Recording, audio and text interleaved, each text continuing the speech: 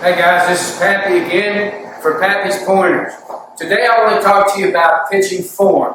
Pitching form is extremely important because it can hurt your shoulder or hurt your elbow or hurt you in some way if you're not being taught the right way. Back in the day, I had a kid that was a freshman. His dad brought him to me. He was going to be in the freshman class that year. And he told me that the doctor told him that his son would not be able to throw a baseball again. And he asked me if I could do something. I said, well, let me ask you some questions, then I'll tell you what I think. So we talked for about a half hour, and finally I said, okay, I'll take him on. I'm going to keep him with me, with the varsity. But he's going to have to do everything that I tell him to do, the way I tell him to do it, as often as I tell him how to do it. And he cannot do anything away from me. So we did this was probably in February, and we did this all the way up into late April. And we went through a series of throwing tennis balls, throwing balls that did not weigh what a baseball weighs. He ends up, I put him in a uniform. We're in our district tournament. We get into the district championship. I end up starting this kid. He throws a one-hitter, wins a game, wins the district for us, and we move on in the state playoffs. So, it was a process that he and I talked about, and we developed. And the biggest advantage with this young man is he enjoyed the process. So as we go through the pitching that I'm going to present to you, enjoy the process. You'll learn it better. You'll get better results. So I'm ready to go, and I hope you are too. Hey guys, this is Pappy, and these are some of my pointers.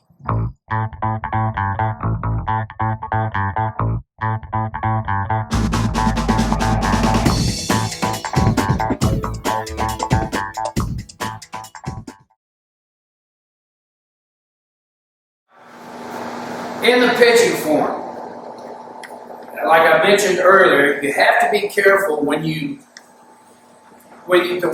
pitch. Okay, the way you pitch, the way your form works, will dictate, number one, your success. Number two, how long you'll be able to do it without injury. There's basically three steps. There's the rocker step, there's the balance point, and there's the finish. Between the balance point and the finish is where you'll injure your arm. That's the throwing motion. The rocker step is real simple. Stand here like this. You're straddling you're straddling the pitching rubber, and you can. Some people, they'll step back and put their arms over their head.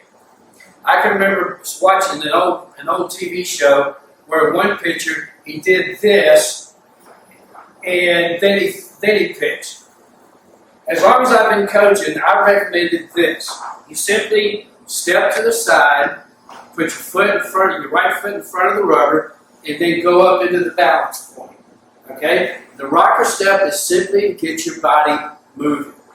Once you're in the balance point, now's when it's getting critical.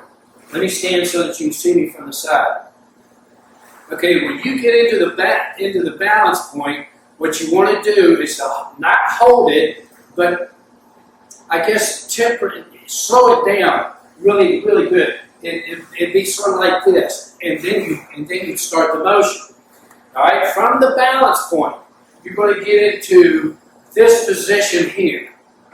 All right, now my hand's on top of the ball, my glove is in front of me, and this next move is going to be critical because this is what some kids are doing. When they start that throwing motion, they throw out like this. Now, you can take your arm and just do that, and you'll feel it right here in the elbow. And that's where the injuries come for the elbow. The way I teach it is you start like this, and you don't have to do the rocker step or anything. You can just go to right here. and this is a good way to practice this drill. When you go to start the throw, just pick your front foot up and come and start moving. Now, two things have to happen. This front shoulder has to go down. This back elbow has to go down. And they go down at the same time. So it ends up looking like this.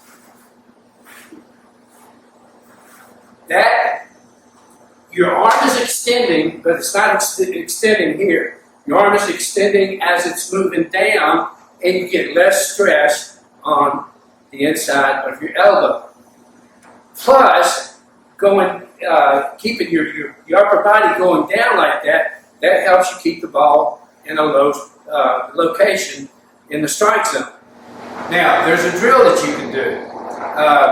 When I was coaching, what we did was we put a small net in front of the pitcher's mound. And if the kids, when they stride towards the plate, if their hand hits the net, that's wrong.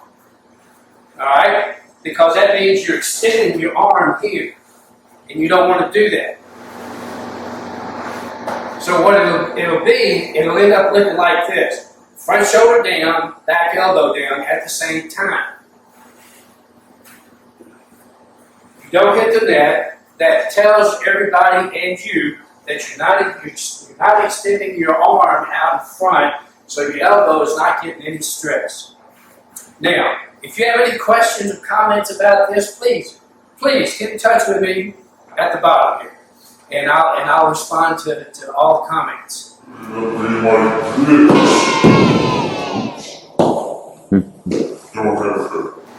The end.